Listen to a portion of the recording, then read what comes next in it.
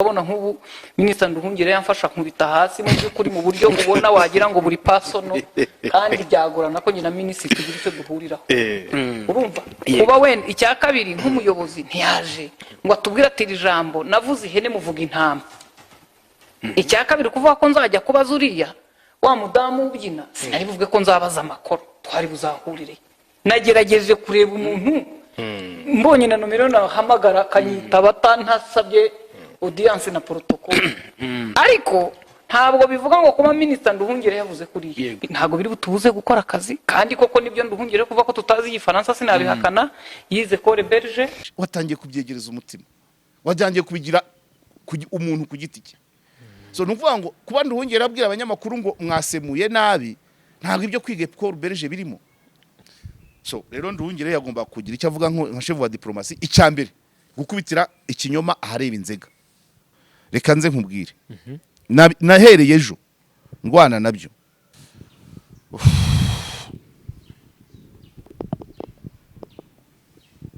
Yes, bakunzi ba KOP turabasuhuje kandi tubahaye ikaze mu kiganiro cyacu cy'uyu munsi. Turagarutse na mwarimu wacu. Mwari wiriwe neza, waramutse neza? Waramutse neza. Kubera kumenyera gukora amasaha yagiye. Ariko bigomba guhinduka. Ubu nturamenya ko twazindutse. Ubu sindamenya ko twazindutse. Nturamenya ko ari saa 2. Ishwe. Ugomba kubimenyera. Yego, waramutse. Waramutse neza. Tumeze ute? Sava. Ni dutangiye icyumweru kuwa mbere. Yego. Wagisoje gute iki ngiki urabona? Ni bisanzwe. Urabona uri kugitangira. Kwa gatatu twari kumwe iki sindagitangira. Ngize amahirwe wazindutse ejo uzongera ugabanyaho iminota bizari bihagije. Niko gutangira icyumweru cyanjye neza nukuzinduka. Nuko ngiye mba nazindutse cyane. Ko ntabwo urankora udahari. Urumva rero iyo ntericara kuri kamera mba ngitangiye nabi. Yego. Ahandi se. Sava. Uyu munsi mu Gaseke muri iri shuri utuzaniye iki? Hari ibintu bimaze iminsi bikomoka ku nama ya bibise niba ari France Africa Summit. Reka mbyite gutyo. Inama yabereye i Nairobi yarimo abaperezida harimo na perezida w'Ubufaransa. Ngira ngo ni inama ihuza Ubufaransa na Afrika. Yakurikiwe na byinshi, yabayemo ibiganiro byinshi, ariko ikiriho uyu munsi n'ubu ngubu amaradiyo yose kuri no saha nicyo ariho. Ni ikibazo kiri hagati y'ibiri gutangazwa mu itangazamakuru cyane cyane ibyatangajwe kuri Mama w'u Rwagasabo TV na reaction ya Minisitiri Nduhungirehe, Ambassadeur Nduhungirehe wa Minafete, chef de la diplomatie rwandaise, nibikurikiraho n'abandi uko babibona. Iki kiganiro gikomeye niyo mpamvu nakizindukiye yakira amafu. Ugerageza ubaze bikeya bishoboka ko hano nta migargira abamo, nta mikino. Ndagica mu bice, ndakireba mu bice ngira ngo bitanu. Yego. Igice cya mbere nikijyanye n'itangazamakuru, icyo itangazamakuru ryakoze byitirirwa gusemura. Icya kabiri ndaza kureba abantu, kuki abantu bashatse kubigira iby'abantu kurusha uko byaba iby'ibigo n'inzego. Minafete ntabwo ari ikibazo cya Minafete na Mama w'u Rwagasabo. Ntabwo ari ikibazo cy'ubuvugizi bwa guverinoma na Mama w'u Rwagasabo. Turabona Nduhungirehe na Scovia abona abantu ariko bafite ibigo bahagarariye. Icya gatatu, inama ya Nairobi turayireba mu rwego rwa diplomasi. Ariho tuza kubona uko abavugizi ba Kongo babifashe, ukuri kwabyo. Yego. Ariko na diplomatikoma uko bihagaze. Icya kane turaza kureba uburyo bwa communication. Yego. Abantu baraganira, ese ibiganiro bihari ni umukino wa gicuti.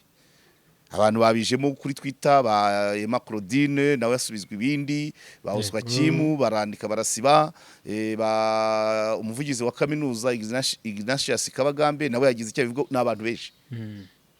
Hanyuma icyanyuma turebe noneho niki gihari muri communication na diplomasi hagati ya Kongo n'u Rwanda. None ni iki gihari hagati ya Scovia na Minafet y'u Rwanda. Aho rero niho abantu bagomba kureba, ntitujye mu bindi nuko mbibona. Bon, ntangiye rero reka mere ku kibazo amatwiti wowe ufungure telefone urajya uyasoma. Ubundi ibyashyushye cyane byatangire ku kiganiro cyo kuri Mama Rwa Gasabo TV, cyarimo abanyamakuru 3 b'abagabo n'umudamu Scovia Mutesi, ari nawe muyobozi w'iriya televiziyo, akaba n'umuyobozi wa RMC.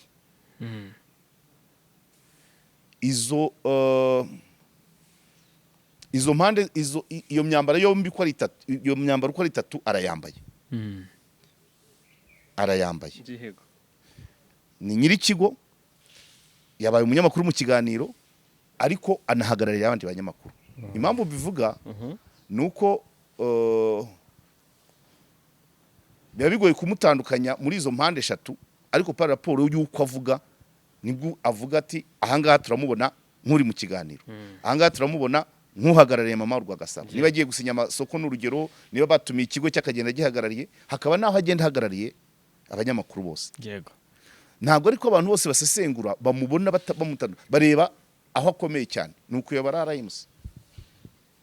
Iyo agiye mu rwego rw'ibitangazamakuru byigenga agenda hagarariye Mama Rwa Gasabo, ariko still hagarariye abanyamakuru bose. So mu ndorerwamo ya benshi bamubona nk'uhagarariye itangazamakuru.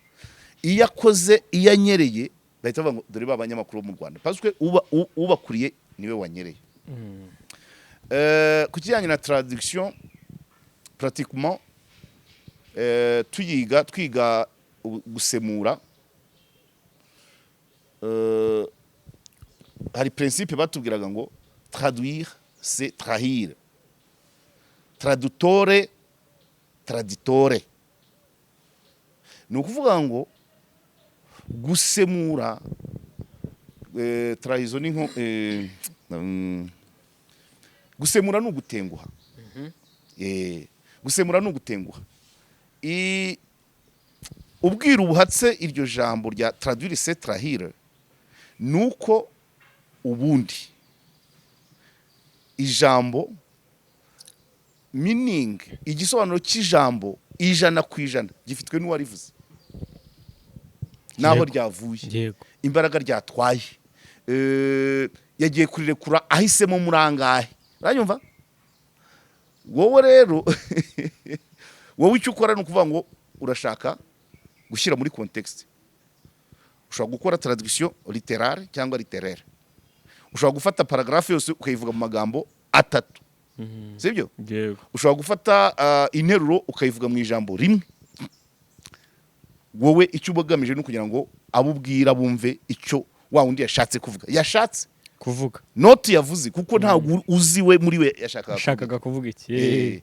Hari ibitugora ngewe nk'umuntu akunze kujya mu manza, cyane cyane ari urubanza nagiyemo i Burayi, ariko hari n'izindi nagendaga participamo ndi hano, cyane cyane imanza za genocide yakorewe Abatutsi zibera hanze y'igihugu. Ukumva umuzanyi ngwehe urabivuga urabizi,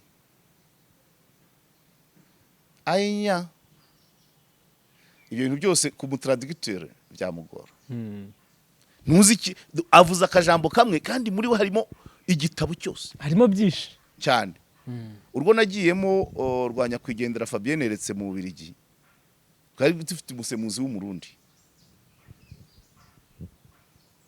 biramunanira pe, kuko nubwo turi ibihugu by'ibivandimwe ntabwo amarangamutima yacu asa cyane. Ayinya y'umunyarwanda na engo y'umurundi cyangwa mugabo ntabwo ari bimwe. So abantu babanze bumve ko gusemura kavuge gukira. Uwo fete gusemura ni nko gusiga irangi, ukareba inzu mu irangi ryayo, ariko nyiri inzu nyawe ni umufundi. ni umufundi niwe uzi uko yavanze isima azi n'umucanga ibigize iyo nzu. rero uvuga ijambo niwe ubuzi ngo ryaturutse kuki nahisemo iri kurusha ririya noneho agashyira hanze. wowe umusemuzi rero n'uwo gusiga irangi. tuvuge ko kuvana mu gifaransa ushyira mu cyongereza usize iry'icyatsi, kuvana mu cyongereza ushyira mu kinyarwanda usize iry'ubururu. aho hose ni nako message igenda inatakara by the way. noneho haje cyaye icyo popo kirabivanga cyo popo n'umwanda nubwo abantu bakizera. Good. Ibyo abantu rero ntago bagapfuye traduction, ariko ngaruke ku itangazamakuru maze gusobanura ibya traduction. Nkurikije ubutumwa uko bwari buri, abanyamakuru ntago wasomye mesa, ntago wasomye ntuza Nduhungirehe, ntiyasomye n'iya Scovia, ariko abantu benshi barazizi. Ngiye rero ngiye kwisomera ko watinze, ngiye kureba uko byari bimeze nuko abanyamakuru babisemuye. Franchement parlant, nk'umunyamakuru, nk'umusemuzi, abanyamakuru nta kosa bakoze. Icya kabiri ndaza kubigaruka ko mu kujyana kuba barabyegereje Scovia kurusha. Dufate structure buriya muri kira kigo hari ikigo, hari ikiganiro, hari abanyamakuru, sibyo? Abantu bakamenye nkubwira ngo responsabilité role na imputabilité. Ibyabaye byaba ninde responsable? Ni umunyamakuru. Ninde wabigizemo uruhare? Ni nyiri gitangazamakuru. Ariko imputabilité ni ikigo. Ibi bintu rero biri kuba harimo ama penalty menshi. Harimo ama penalty menshi. Minister Nduhungirehe yiyaderesheje kuri Madame Scovia. Wari umunyamakuru mu kiganiro, atarakirimo nk'umuyobozi w'igitangazamakuru. Ikosa ryabaye mu kiganiro ribazwa umunyamakuru umwe muri bane cyangwa ribazwa ikigo. Cyane cyane ko wenda buri umwanzuro wakabaye gusiba ikiganiro bifata umwanzuro w'ikigo, ntabwo ari umwanzuro w'umunyamakuru. Kubyumva? Ndi kubyumva. Urumva bino habayemo ama penalty menshi. Hanyuma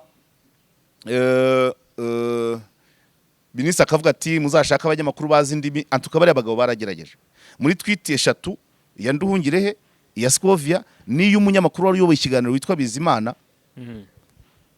Ntabwo ya Bizimana yo ya Scovia ndaza kwigarukaho kuko harimo hari imikorere yindi hari izindi nama abanyamakuru benshi bamugiriye.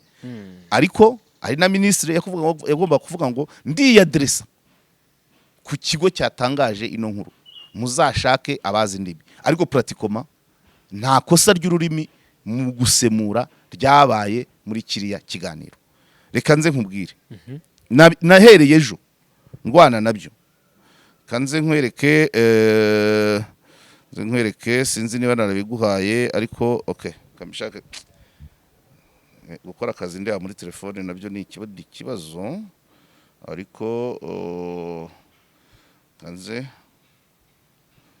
yes aha ndaza no kugaruka irigafata telefone dukora ikiganiro. Niko maze naguhaye ni na Joseph Ryarasa nawe wabaye clean. Aravuga ati Ministeri y'ubanye ubu turaza kubigaruka turi muri diplomasi, ariko reka nyehereho. Ministeri y'ubanye n'amahanga, inshingano yayo ya mbere ni ukuvuga ni ugukomunika aba mu gihugu. Inshingano yayo ya mbere ni ukugaragaza, ni ugucommunicatinga, ni ukwerekana politike y'ubanye mpuzamahanga na gahunda mpuzamahanga.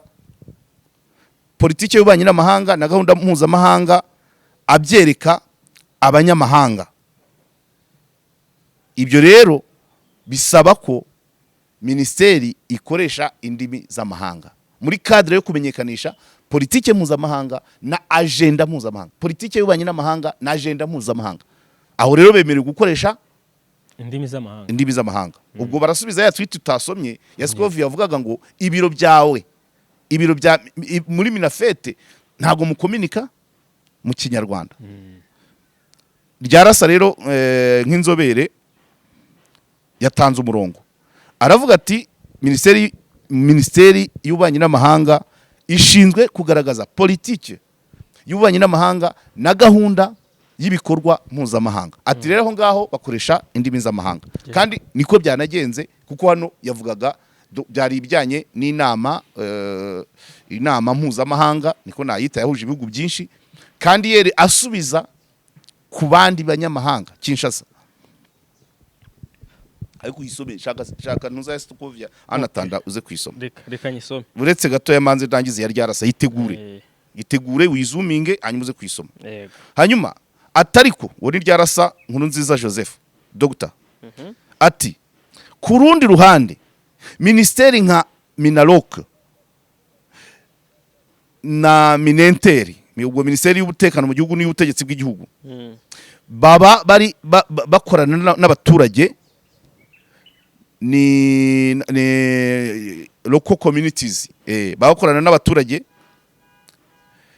aho communication yabo igomba kuba mu rurimi rw'abo bakorera. Niba ari u Rwanda ni Ikinyarwanda, ni ngombwa, nibwo ubutumwa bugenda neza. Agasoza agira ati birasa nkaho habaye confusion, kwitiranya hagati y'abantu bamwe na bamwe ku bijyanye n'izi communication. Ubwo ni nkaho yasubizaga Scovia yisome. Yego. Iravuga. Nyakubahwa Minisitiri Nduhungirehe, ubutumwa mwanyujije kuri X ukavuga ko twasomye nabi ibyo wanditse, agashyiraho akadomo. Ibyo byihorerewe, soma turebe content.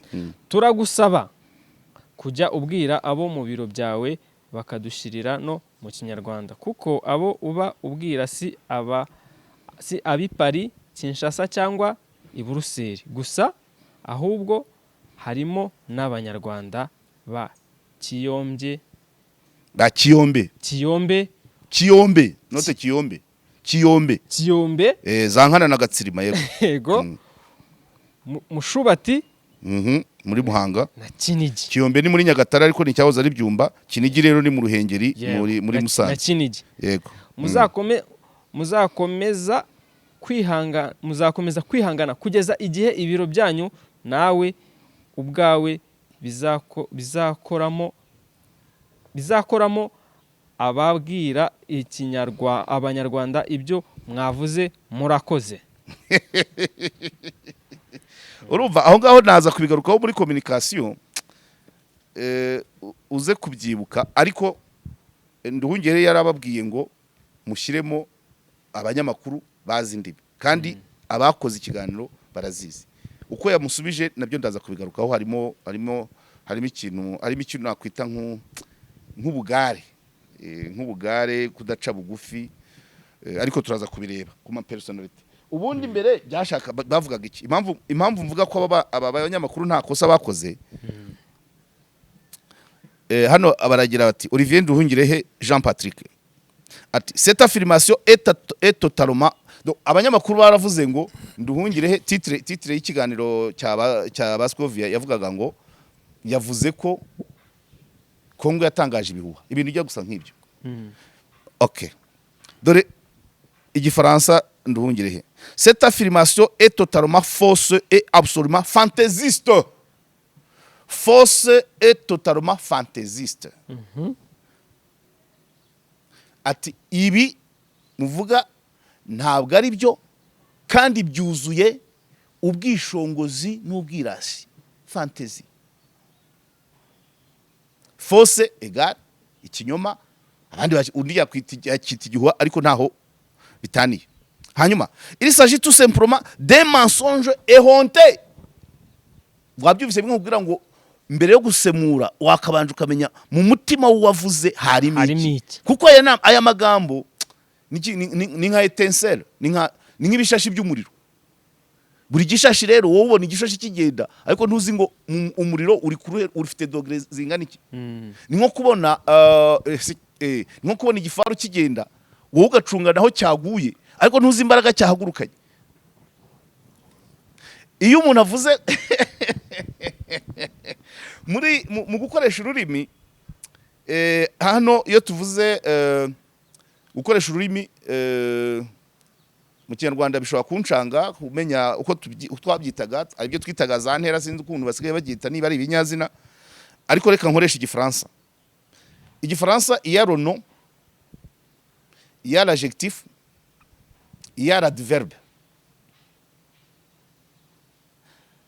izina hanyuma adjectif yerekana iryo zina wakoresheje uko riteye hanyuma adverbe akaba n'inshinga adverbe nayo ikerekana uko iyo nshinga yakoreshejwe yego ushatse wakoresha izina n'inshinga gusa sibyo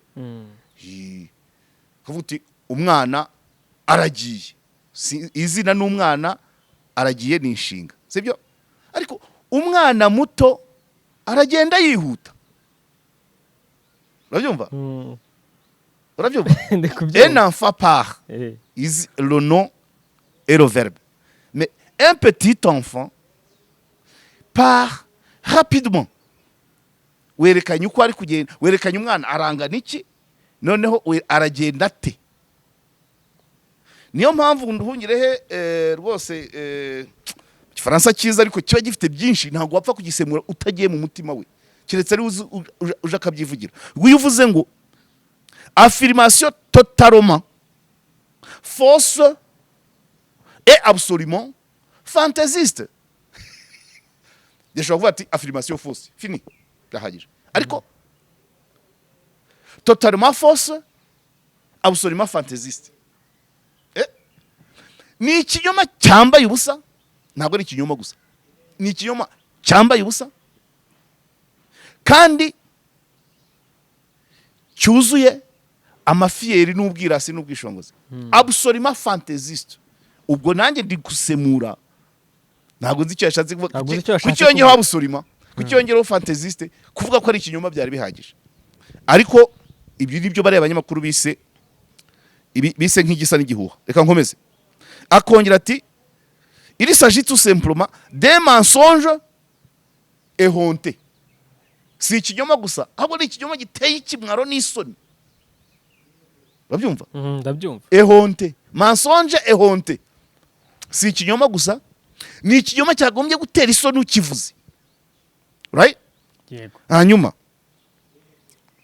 ehonté d'une histoire fabriquée de A à Z by'inkuru mpimbano ncurano kuva ku nyuguti ibanza kugera ku kadomo kuva ku nyuguti nkuru ibanza kugera ku kadomo ka nyuma gasoza do A à Z nuvuga ngo nta na kimwe kizima kirimo ubwo bivuze ngo A à Z nuvuga ngo ABCD kugeza kuri Z nta na kimwe na za Q nta na kimwe na za V nta na kimwe zawa reka Z ni ifunga umusururu iyi rero niyo communication bishatse kuvuga iki ni ubizi ariko ni impimbano ati et pour cause la RDC n'a pris part à aucune discussion à Nairobi akongera ati kurangaye se ntago ndangaye ndi agasoza agira ati aucune ati aravuga ati kubw'iyo mpamvu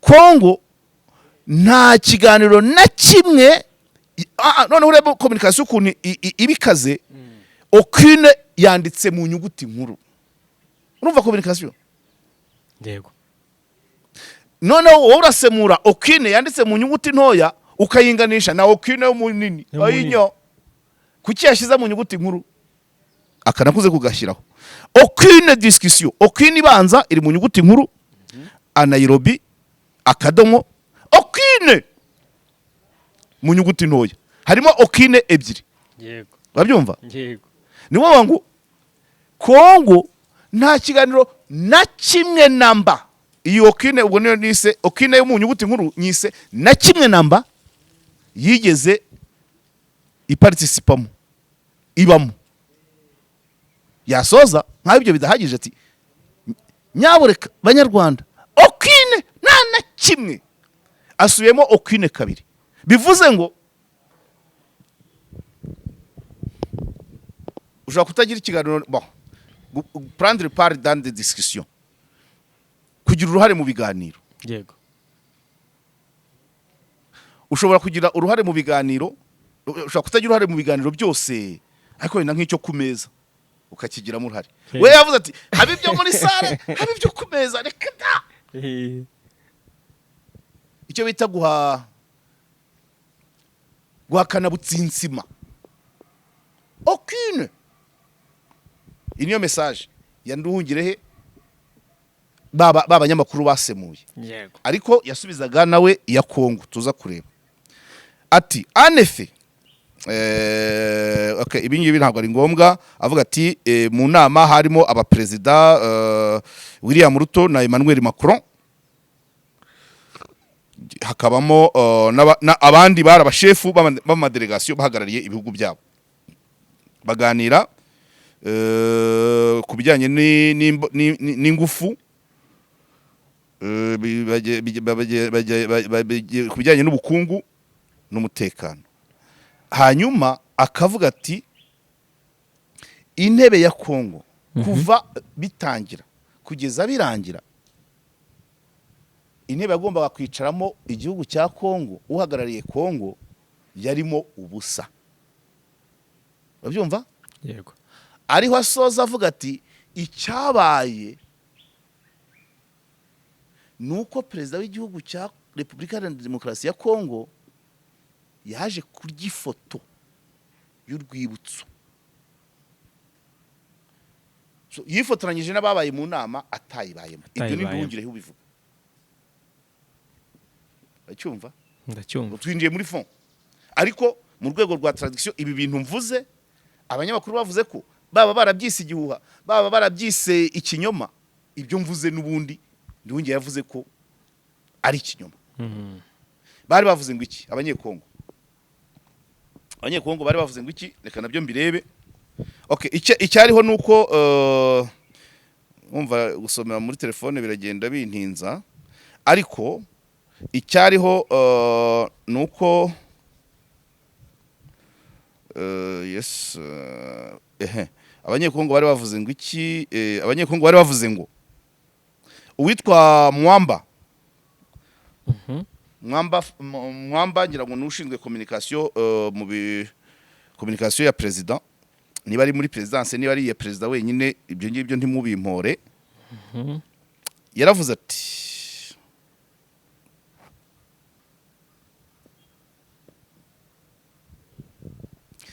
ati mu nama yahuje Afurika n'Ubufaransa yabereye muri Kenya, ivuga kuri Africa Forward Partnership between Africa and France for Innovation and Growth. Ati perezida wa Repubulika Iharanira Demokarasi ya Kongo Felix Antoine Tshisekedi Chilombo yageze i Nairobi tariki 12 kuwa kabiri tariki 12 2023 avuye mu nama, avuye mu irahira rya Museveni. Ariko bavuga gutya kuhagera yarahageze, aha ntago turagera aho babeshye. Ahubwo icyo bavuga, icyo babeshye ni uko bavuze ko yagizemo ijambo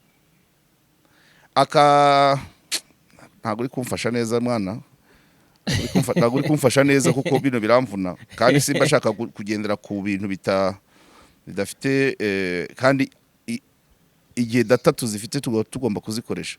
Ndaje nkarebe kuko yego. Donc let's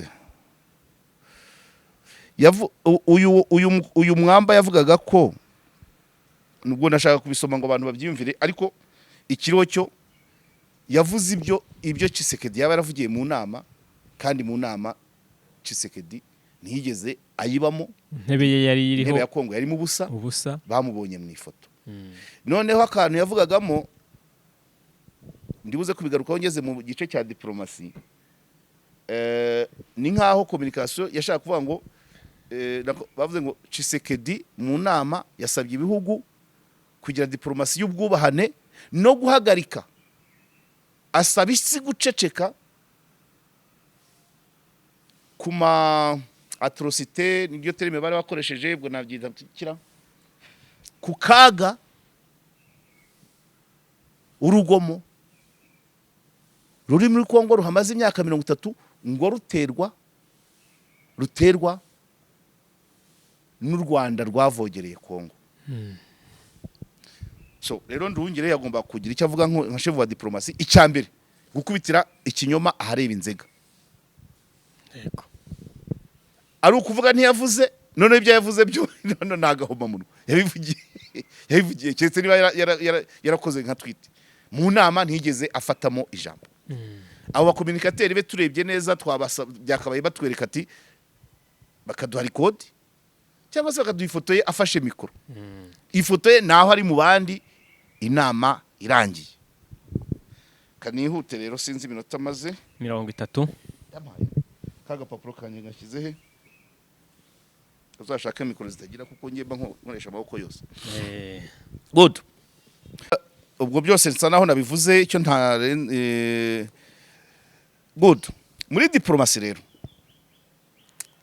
buri gihugu giharanira buri itumanaho communication na diplomasi bya buri gihugu biba bigamije kugaragaza isura nziza y'icyo gihugu. Yego.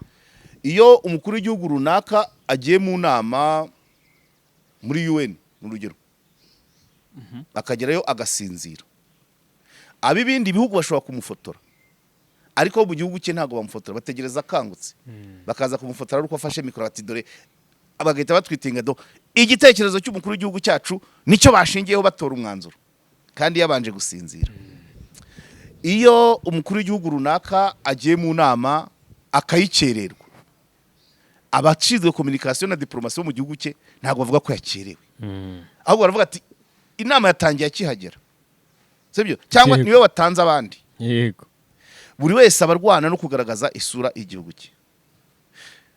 Reka twumve abakomunikateri bo muri Kongo ko batari kuvuga ko umukuru w'igihugu cyabo yagiye mu irahira rya perezida wa Uganda Yoweri Kaguta Museveni akahava ajya Nairobi, none bakavuga ngo yavuye atavuze. Ntabwo byashoboka. Bagomba guhimba ko yavuze. Iyo ni diplomasi. Ntabwo twabarenganya. Ariko nanone iyo iriya statement ivuga ngo mwana we ndagafite iyo hatabamo kuvuga ngo umukuru w'igihugu cya Kongo yagiye mu nama asaba ibihugu biteranye kuzamura ubukungu n'ubufatanye ubutwererane bushingiye ku kubahana, kandi abantu harimo silence aux atrocités depuis 30 ans par l'invasion rwandaise. Iyo ako kantu katabamo ntabwo Nduhungire ari guhangana n'itangazamakuru, kuko yabanje gusubiza avuga ati ntaho mwigeze mujya, ibyo murabeshya, ntimwigeze muza muri iyo nama. Iyo cyo kintu yakivugiye ko atigeze afatamo ijambo. Kubera iki haje mu Rwanda, sibyo? Yego. Iyo yivugira iyo bari abanyekongo, abakomunikateri muri Kongo bavuga ati mukuru w'igihugu cyacu yageze i Nairobi yahoberanye na Macron amwemerera ibi nibi, aravuga ati rwose murangura i Rwanda tugiye kwashyira, wenda akavuga ati ambasaderi wa Kinshasa ni nawe ambasaderi w'Ubufaransa i Rwanda. Ibyo ntacyo kuba bitwaye. Ntabwo Nduhungire ari kujya kuvuguruza ibyo bintu. Hejwe. Abyumva? Kubera iki Nduhungire nawe bamuvuniye umukinnyi, bavuze ku Rwanda kandi n'ushinzwe kuruvugira. Yego. Ahita ababeshyuza urumva ko ibintu byatangiye. Abanyekongo babeshya abanyekongo, ariko niyo diplomasi yabo. Ntago abakomunikateri ba Kongo bari kubwira abaturage babo ngo umukuru w'igihugu cyacu yavuye Kampala ajya kwifotoza Nairobi. Ntago ari byo bari kuvuga. Babwiye abaturage kugira bumve ko umukuru w'igihugu cyabo yakoze ingendo mu bihugu bibiri cyarimwe kandi akagiramo uruhare. Babikubisa, ariko iyo badashyira mu Rwanda ntacyo Nduhungire ari kuvuga. Byari kuba bihagije kuko siko buri gihe avuguruza ibyabo. Hanyuma amaze kuvuguruza abanyamakuru baraza. Murumve uko byagiye bikurikirana. Yego. Communication ya Kongo ivuga ibeshya, none muri kwa kubeshya ivuga ko ikiganiro cy'umukuru wabo yakoreye i Nairobi yavuzemo ko isi itagomba guceceka, hari imidugararo imaze imyaka 30 iterwa n'u Rwanda. Yego. Nduhungire kaba karamuriye kandi koko nk'ushinzwe diplomasi y'u Rwanda aravuguruza, arabeshyuza, aravuga ati murabeshya, nta kigano habe namba yigeze abamo, intebe yanyu yari vide, nta na baro bari bateretsemo, yari vide. Hanyuma etape ya gatatu abanyamakuru bakora ikiganiro bati basesengura, bati Nduhungire yavuze ko abanyekongo babeshye. Noneho bigera handi twahereye, Nduhungire nawe asubiza televiziyo, no asubiza kuri Twitter, biravanze mbese. Yasubije kuri Twitter, yabanje yandikiye madamu. Yego. Uriya madamu urimo batatu yaparitse mu kiganiro, ni nyiri kigo, anayobora abanyamakuru bose. Amwandikira madamu amubwira byose ati muzashaka bazi ndimi, pratikoma nta kosa ry'ururimi ryigeze riba muri kiriya kiganiro, nanjye nacyumvise. Hanyuma ubwo se etape ya gatatu, ya kane rero ya kane Scovia arasubiza ya yindi wasomye. Yego. Ati uzihangane tuzajya duhora dukora aya makosa igihe cyose ikigo urwego ukuriye mu biro byawe bataduha amatangazo mu Kinyarwanda. Ongera reka bari nyenyisoma. Good. Ati nyakubahwa ministre Nduhungire, abari abamenyereye ibya Twitter nge sinyibaho, numvise nabyo babigize ikibazo ko uyu yataginze atari we wamwandikiye. Ko minister kuri Twitter ni Nduhungirehe, ariko uyu yataginze ni Nduhungirehe gusa. So bivuze ngo ukanzemo ntago haza Olivier Jean Patrick. Ariko ibyo nakantu gatoya katubyoroshye. Ati ubutumwa wanyujije kuri X ukavuga ko twasemuye nabi ibyo wanditse, uvuga ko twasemuye nabi ibyo wanditse, turagusaba, twatangiye kugera mu bindi bintu, communication iragora, turagusaba kujya ubwira abo mu biro byawe bakabudushyirira mu Kinyarwanda, kuko abo ubibwira sabi Paris, sabi Kinshasa cyangwa se i Buruseli gusa, ahubwo harimo n'abanyarwanda ba Kiyombe, Mushubati na za Kinigi. Urumva? Ati muzakomeza kwihangana kugeza igihe ibiro byanyu nawe ubwawe bizakoramo ababwira abanyarwanda ibyo muvuze. Murakoze. Weekend nziza honorable.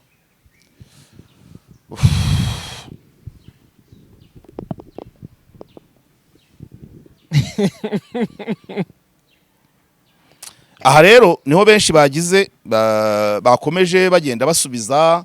Emma Claudine ati twiga itangazamakuru iyo bakubwiye gukosora urakosora, washaka ikiganiro ukagisiba.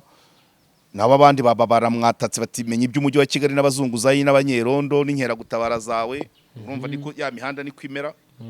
Ariko igisubizo cya mbere ni ya tweet ya Ryarasa navuze, avuga ati mu nshingano za Minafet gukomunika mu ndimi z'amahanga ni ngombwa kubera ko bashinzwe kwerekana politiki y'ububanyi n'amahanga no kwerekana gahunda mpuzamahanga. Yego.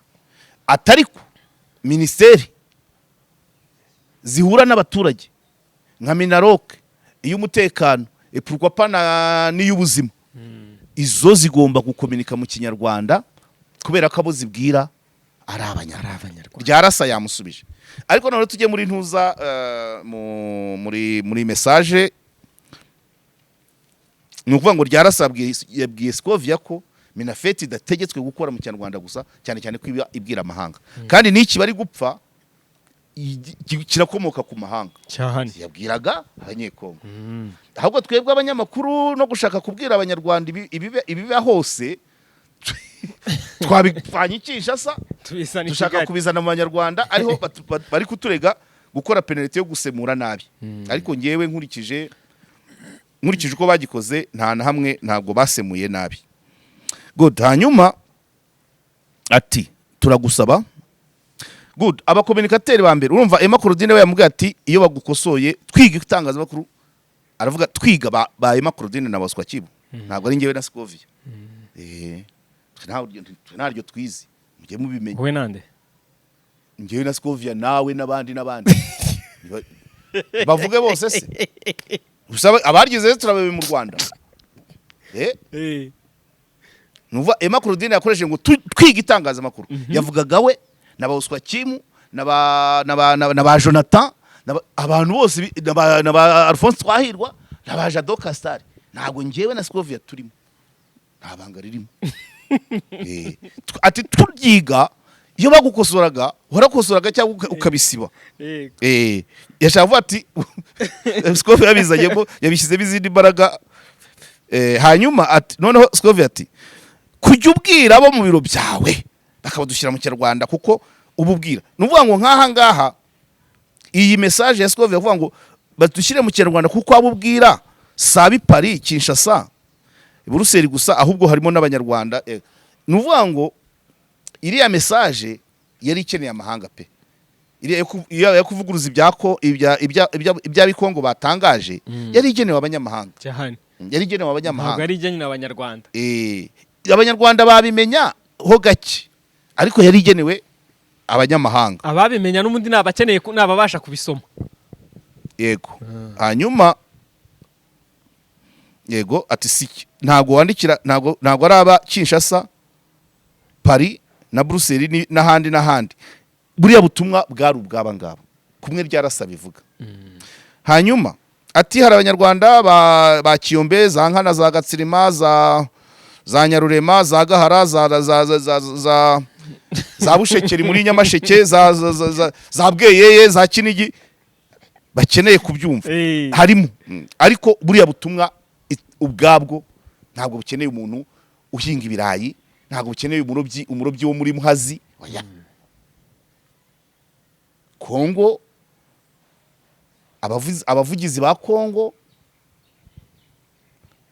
babesha abaturage ba Kongo ku nyungu zabo kugira ngo igihugu cyabo kigaragare neza yego sibyo iyo niyo diplomasi ikosa bakozemo ni ukubeshya ko perezida yavuze ariko noneho aragize ukabeshya n'ibyo yavuze atigeze avuga ibyo yabivugiye hehe harimo akantu kitwa Rwanda yo katazamo ibintu tuba turi kubibona ibi biganiro turimo ntabwo byari kuba amaradiyo yose bibyukiyeho ejo nibyo biriweho babyumva iyo hatabamo ka Rwanda akajambo Rwanda ngo katumye ndongera haguruka n'abandi tugatangira gusemura bandi aho ibiri kuba byose byaturutse kuri iyo Rwanda yari muri ubwo butumwa abanyekongo bakoresheje hanyuma rero Mushubati icya kabiri rero cyanyuma muzakomeza kwihangana ntabwo ari byo muzakomeza kwihangana kuzigize ibiro byanyu nawe ihe byanyu nawe mana we aha ibiro byanyu nawe ubwawe wabyumvise communication ibiro byanyu arimo nawe arimo none ubwawe wabyumvise ya communication nkubwira ibiro byanyu byari bihagije sibyo se kuko ibiro byanyu nawe arimo ariko nawe nkaho ibyo bidahagije ubwawe so votre bureau avec toi-même ariko uri kubyumva ndi kubyumva kugeza igihe votre bureau avec toi-même hanyuma bizakoramo ababwira abanyarwanda ibyo muvuze bizakoramo ahangaha byaba ari amakuru wenda ngewe ntazi ariko byaba bishatse kuvuga ngo ababikoramo ubu kugeza igihe bizakoramo byaba bivuze ngo ubu ngubu abakoramo ntabwo babwira abanyarwanda ibyo bavuze ni abakozi bashya ni uguhindura abahari cyangwa ni ugushyiraho amadepartoma mashyashya gusa iki cyo nsesenguye ikinyarwanda aka kabizakoramo kaba ari wari wagenda mu nyarabasanya zakuze agashokoro kakakujya mu isengeri bizakoramo mbese iyi statement ya nyuma ibiro byanyu nawe ubwawe bizakoramo bivuga ngo ababikoramo kuri ino saha ntabwo babwira abanyarwanda ibyo minisita avuze good so muri no communication reaction zabaye nyinshi hari izavugaga zabonaga ko iyi langage Scovia yakoresheje iremereye icyo ni kimwe nanjye niko mbibona amagambo yakoreshejwe ariko nanone bakavuga ngo ntabwo yari gusubiza direct ntabwo yari gusubiza ministre hariya ku Karubanda bati wari guca mu gikari Oswa Kimwe wanditse n'ubwo yahise agasiba bati ca kuri DM siyo bita direct message ni ngombwa ngo musange mu gikari niba rejo niba ni nimugora twarimo tubivuga Joseph sinzi terime yakoreshaga avuga ati umuyobozi nta sinzi ukuntu twabivuze ariko ntabwo bundi ashobora ati tuzabikosora makurya murangira atwibwira ati tutakosowa buriya abatuvuye imbere yera nubwo bucya ntakosore cyangwa agakosora buke cyangwa se rimwe na rimwe ntabone navuga ngo ikisi hakaba impamvu zituma adakosora uko yabitwemereye ariko niba ahita abwira abanyamakuru uzi ukuntu ari ibyatsi byumye imbere ye ariko ibyo tuvuze ahita avuga ati tutakosowa none minisitiri arabwira Scovia ntambwe ati tuzakosora avuga ati uzahora uzihangane kugeza ibiro byanyu nawe ubwawe bizakoreramo ababwira abanyarwanda nibyo byatumye abantu rero bahita batangira gutanga ntuza inama Macrodine yatanze inama nziza nubwo iwe yabigize professionnel nk'umuntu wizitangaza makuru narimazemo igihe nubwo abandi bahise bamwatakiraho ni cya kibazo cy'imihanda batangira kumubwira iby'umujyi wa Kigali nko kuvuga ngo wowe genda n'iby'umujyi wa Kigali byakunaniye bamubwira iby'abazunguzayi n'abanyerondo wabarigendeye kandi yarazanye inama nzima Oswa Kimwe nk'umuntu ufite experience we kuko uribuka ko yigeze kwandika bakamusibisha yego ntabwo ntiyigeze arenzaho ijambo yahise asiba babyumva baramubwiye ngo delete please ubundi mu Kinyarwanda hari kandi uhita wongera siba ngo siba yongera kandi kantu nduhungirehe ka kivandimwe ngo jya umenya ko ukurikirwa n'abantu benshi niwiha gushyigikira aya mafuti ya mugenzi wawe ya mushuti wawe ufite abagukurikira benshi barumva ko yari afite ukuri Oswa Kimwe yahise abisibase cyane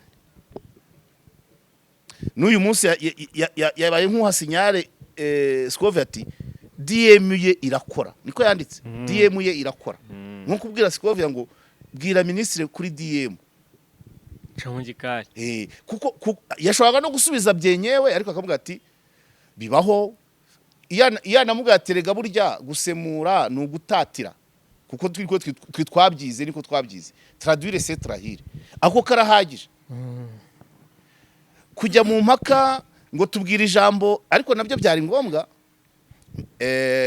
ministre nawe yashobora kuva nkurikije nuko abandi bagiye babisesengura ministre yashobora kuba ati murandemeye suko navuze ibi kugeza na n'ubu ntabwo turumva version ministre ashaka kuri kiriya kibazo yagira ngo tubivuge ngwiki ko nanjye nkurikije inyandiko zose nazengurutse iz'igifaransa iz'icyongereza n'abagiye bashyira mu Kinyarwanda bari abanyamakuru nta kosa ry'ururimi bakoze semantically and literally haba mu rurimi nyirizina no mu nyungura amagambo nta jambo badeprashije tugarukiraho burakeye Scovia nanone ati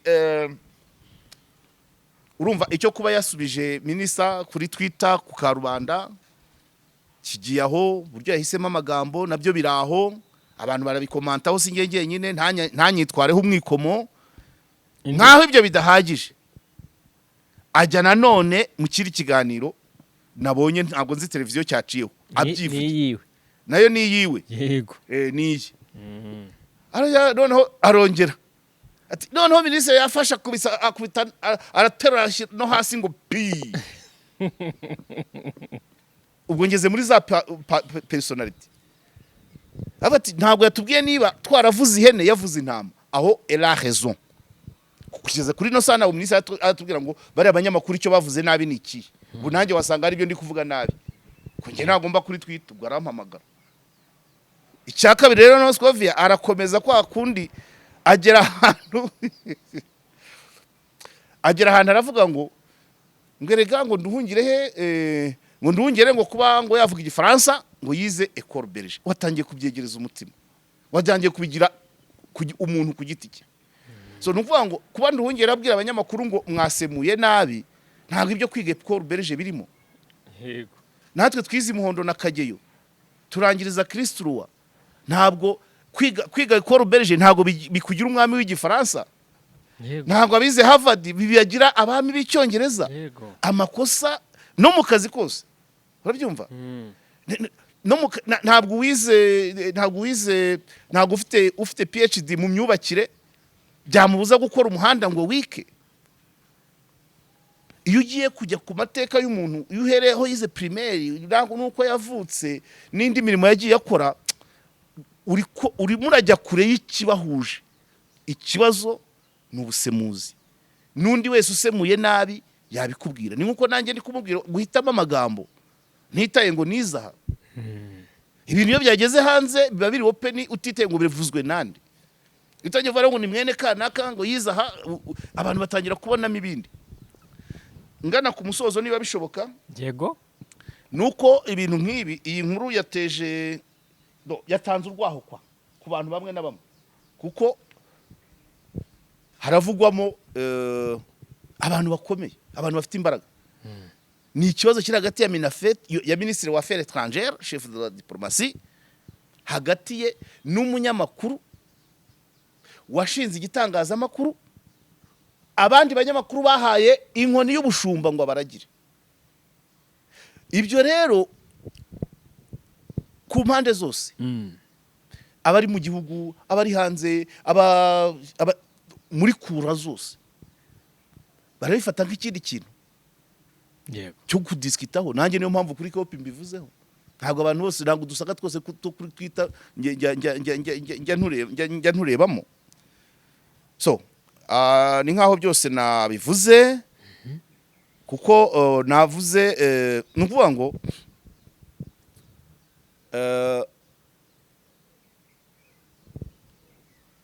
Kongo, abavugizi ba Kongo, uriya mwamba benshi baravuga umuvugizi wa Tshisekedi cyangwa umuvugizi wa presidence, cyangwa icyo nzi cyo muyaya niwe ministre wa information cyangwa umuvugizi wa guverinoma. Ariko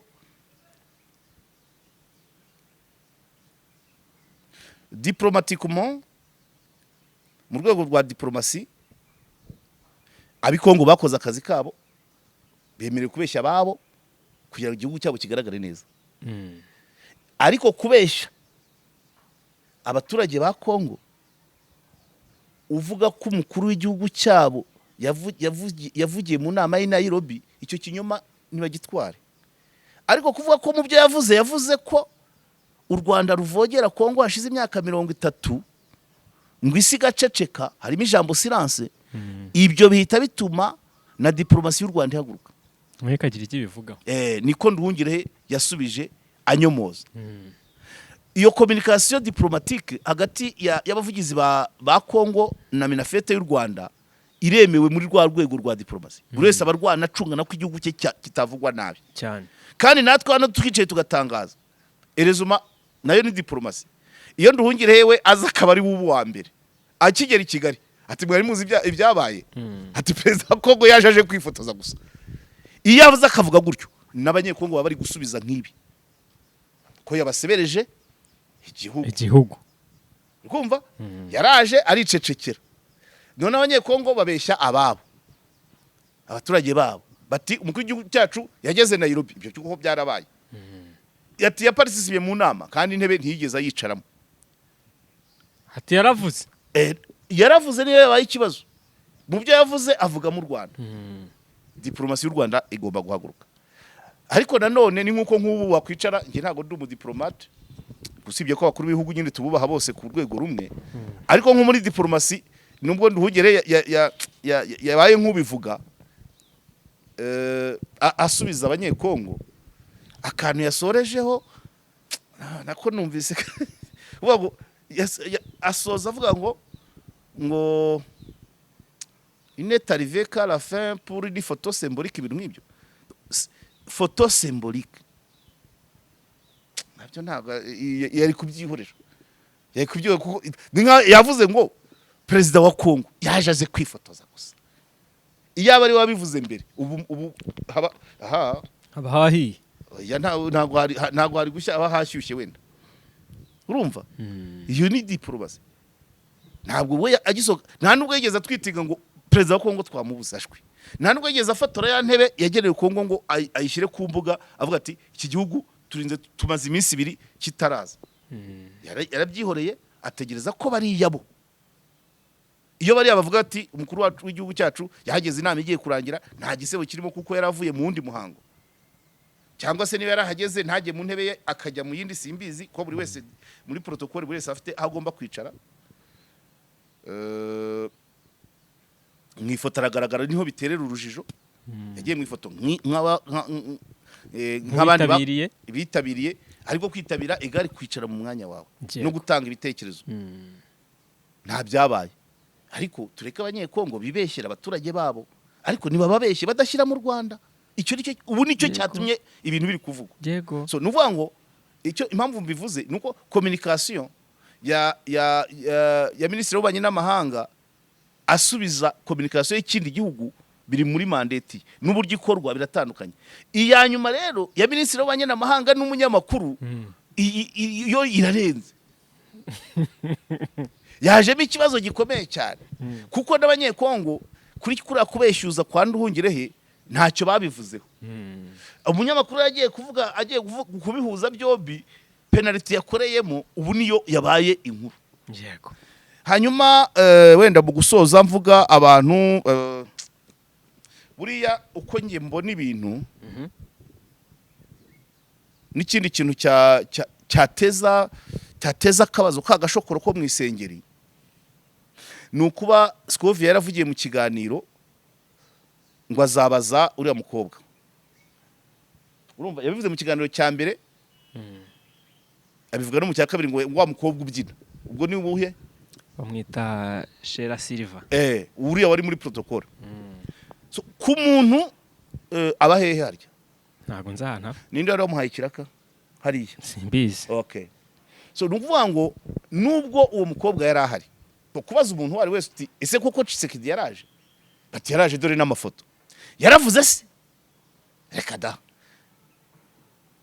yicaye mu ntebe se bati reka da ibyo Sheri Silva yabisubiza ariko ntago nk'umunyamakuru watambuka ngo ujye gufata uriya mukobwa nubwo ari umunyarwandakazi utaba mu Rwanda ngo umubaze ibyabereye mu nama yari irimo delegation y'u Rwanda kandi iyo delegation y'u Rwanda muvugana mwegeranye karakano nako ntabwo ari keza vuga ngo nahurira hese ngo nzabaza wa mukobwa ubyina ngo kuko ari we mpamagara akanyitaba nta protocole ariko ndibaza ko Nduhungire ntabwo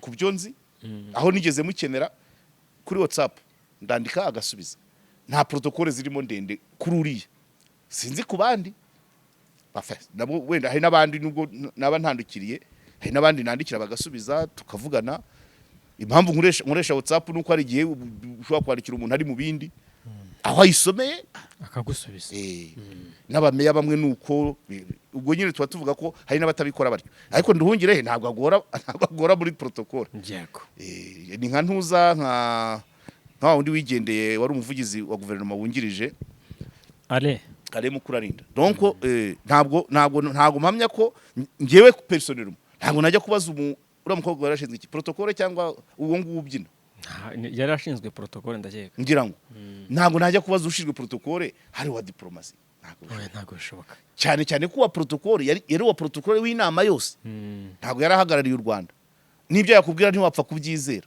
sibyo cyetse ari inshuti yawe ariko nawe yakubeshya kukurumva kubaza ngo yakubeshya kubw'impamvu kwandikira umuntu ukamubaza ngo Tshisekedi yari ahari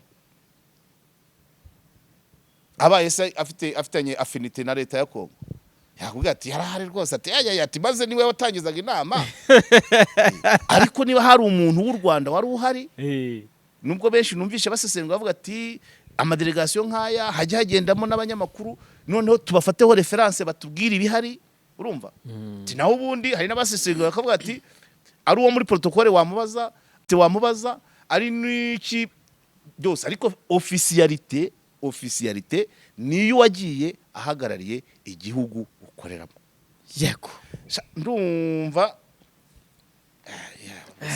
ikintu cyose natekereza kuri no nkuru ndumva nkivuze urakivuze pe za Twitter nazivuze n'ubu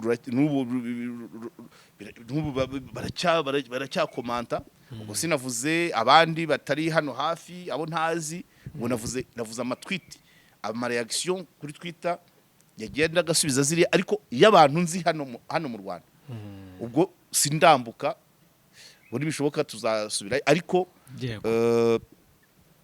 twebwe abantu bizi ndimi nubwo zishobora kuba zadukoraho mu buryo bumwe cyangwa ubundi ariko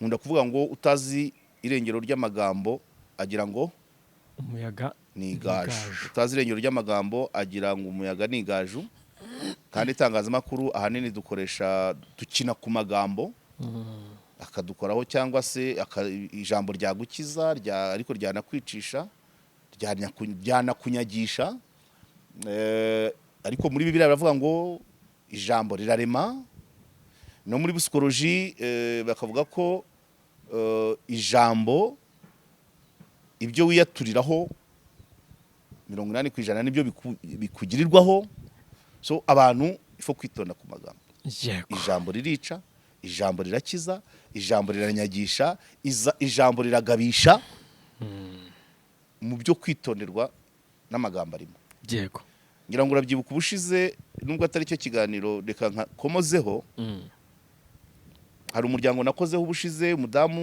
yampamagaye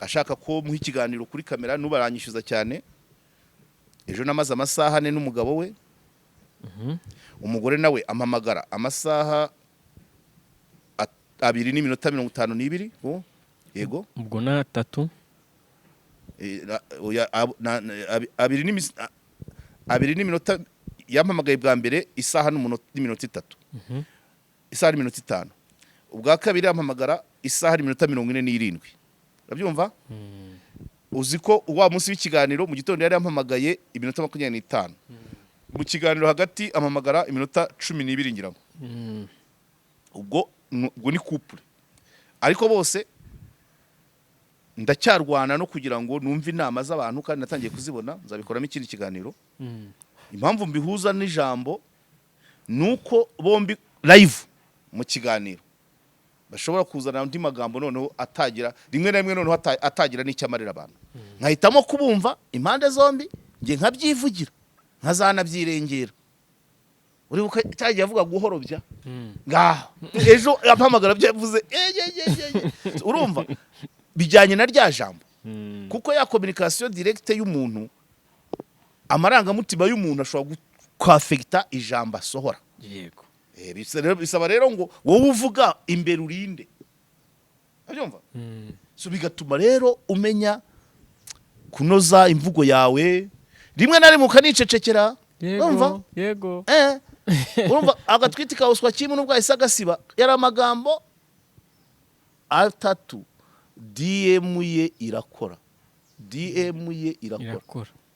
urumva nuko nta magambo afite nuko yabura ibyo avuga se none yavuze aya ngombwa yego atatuma atakurura ibindi ni ibintu rero tuba tugomba kwiga kandi abantu rimwe na rimwe tukumva ngo Ikinyarwanda turakizi nyamara amagambo ashobora kutubana make tugakoresha ayo tubonye kurusha akwiye ubutumwa bugatambuka yego so mwakoze cyane reka twamamaze yego Premium Construction Group ni abaenjeniyeri beza cyane b'abahanga iyo rwose ufite amafaranga yawe ufite ikibanza cyawe urabahamagara bakaza bakagufasha muri byose, bahera ku kibanza bagipima bakareba ikibanza cyawe. ariko uzafate video ujye ucishamo ko ari gihe twibagirwa kubamamaza kubera ukunanirwa atari ukubanga n'akavideo karakene. Ariko mfite na nuza yabo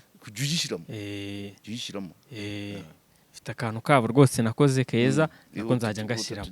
Yego, hanyuma iyo ubakeneye rwose ubasanga hano i Remera mu marembo ya REB niho bakorera, ukabahamagara kuri 0784 42 cyangwa 078559 80 Yego, no muri Vista Kigali naho ibintu bimeze neza cyane, bafite ibyumba byiza byo kuryamamo, ni icyumba gifite uruganiriro ndetse n'urubaraza, bakagira sale nziza z'inama, bakagira restaurant nziza iteka neza cyane, bakagira screen nziza cyane zo kureberaho amamatch, bakagira biyari nk'ibyo bidahagije, bafite n'igikoni cyiza kirimo gifite na mucoma rwose w'umuhanga, bafite n'abaseriveri beza cyane. Mu basange hano mu kizunguruko cyo kwa Nayinzira babahe iyo service, bahamagare kuri 0788 5 40 80 Yego, n'amaranyundo naho uzanzu ziracyahari kuri miliyoni 65 na ndose, ahubwo zose baziguze. Bajye baducaho tubarangire tubajyane tuzibereke. Yego, ni inzu nziza kandi zikomeye, nk'ibyo bidahagije bagiye no gushyiramo kaburimbo izenguruka umudugudu wose. Hari abandi bafatanyabikorwa twitegura, hari kaminuza y'abaporoso Hadika yongerewe amashami, yongerewe ubushobozi bwo kwigisha kugeza kuri A0. Turi hafi gusinya amasezerano, ariko abagiye kurangiza n'abarangije bicaye bazitabire, bashobora gutangira umwaka muri kuno kwezi. Cyane cyane abashaka kwiga tekinike na A0 muri informatique. Ubu turi hafi gusinya amasezerano. Hanyuma hari wenda abakunzi ba KOP bafite ku mafaranga, hari uruganda ruri Musanze rukora ibijyanye n'ibiribwa, ruri ku isoko rugurishwa miliyoni 120. Ubwo nabo cyangwa se ibihumbi 80 by'idolari. Ubwo nabo uwarukenera azaduhamagare tumurange tumuhuze na banyirarwo. Urumva ari ibyo, kandi abafatanyabikorwa beza turabakunda cyane. Yego, nawe ndagushimiye cyane mwarimu. Asante sana. N'abakunzi ba KOP turabashimiye cyane ku kiganiro cyiza mumaze kumva, mu gisharinge n'abandi kigere kure ibiganiro byacu kuri KOP byo nakagaruka.